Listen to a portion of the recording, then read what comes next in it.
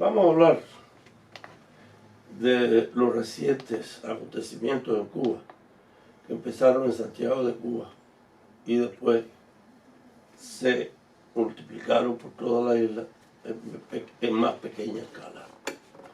Eso quiere decir que el pueblo está ya cansado de los cuentos y de todo lo que sea la dictadura. Hay que darse cuenta que la dictadura se acogió a una filosofía, a un sistema político que nunca ha triunfado. Ellos llegaron verdaderamente a última hora a unirse a un sistema que ya estaba en decadencia. Ya había pasado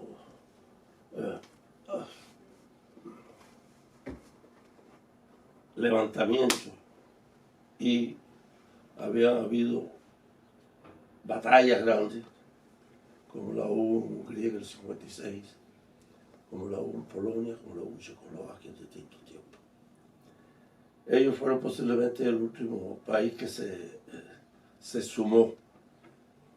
Y se sumaron por conveniencia. Fidel, cuando tomó el poder, tenía todas las ventajas para ser el libertador más grande de la América moderna. Lo apoyaban todos los grandes líderes democráticos de la época. Específicamente puedo nombrar a Pepe Figueres y a Rómulo Betancourt. Y siempre se dijo que la revolución,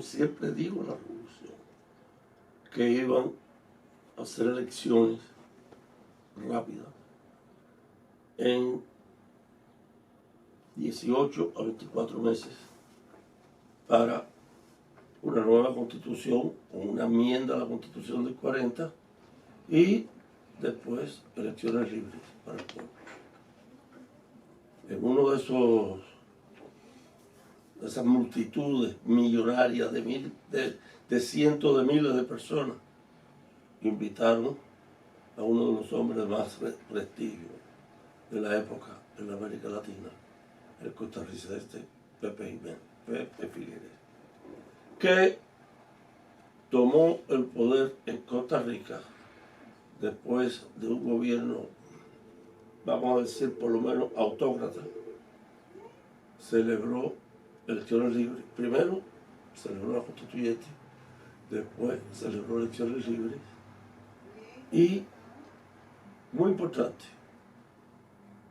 desarmó el ejército. Costa Rica fue el primer país de la América Latina que no tuvo ejército. Y fue invitado a un acto en apoyo a la revolución y él habló. Y mencionó las elecciones anteriormente prometidas por Fidel Castro. Y una cosa insólita pasó, que le dio la vuelta al mundo. Fidel Castro le quitó el micrófono a Figueres y dijo: ¿elecciones para qué? Él se daba cuenta que democráticamente no podía seguir gobernando el país. Entonces cogió el camino más seguro para hacerse dictador vitalicio: el comunismo. En el comunismo no hay elecciones, en el comunismo no hay democracia, en el comunismo no hay prensa libre, en el comunismo no hay ningún obstáculo para que ellos puedan ser gobernantes por vida. Y lo hizo. Eso era una posición muy fácil de tomar, porque la Unión Soviética todavía no había explotado. Y estaba, por supuesto, en competencia en la Guerra Fría con los Estados Unidos, y Khrushchev inmediatamente le dio todo el apoyo económico y militar que necesitaba. Pero, como dije anteriormente, el sistema comunista es el único sistema en el mundo que no ha durado mucho. Las monarquías han durado por siglos, han durado por milenios y no son populares ni democráticas, pero se han amoldado con el tiempo y todavía en Europa quedan muchas monarquías donde el rey reina pero no gobierna.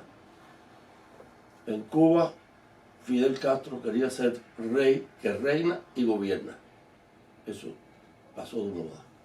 Eso nada más que existía en los países comunistas. Y eventualmente el padrino, el hombre del que Cuba era, el país del que Cuba era una sanguijuela, fue abajo. Y vino la primera crisis económica grande de Cuba. No porque Cuba produciera por sí solo, porque nunca, no ha habido un solo año que Cuba haya crecido el Producto Nacional Bruto. Eso nunca ha pasado, porque Cuba nunca ha sido capaz de mantenerse por su cuenta desde que llegó la dictadura al poder. Vino el periodo, entonces empezaron las víctimas de la dictadura, las economías europeas, especialmente la española, la inglesa y la francesa. Después los italianos se unieron, los escandinavos, y a todos les cogió dinero. A todos les cogieron dinero, a ninguno les ha pagado. Y eso, y ahora que lo aprenden, y creo que lo están aprendiendo ahora. Vino Chávez, igual.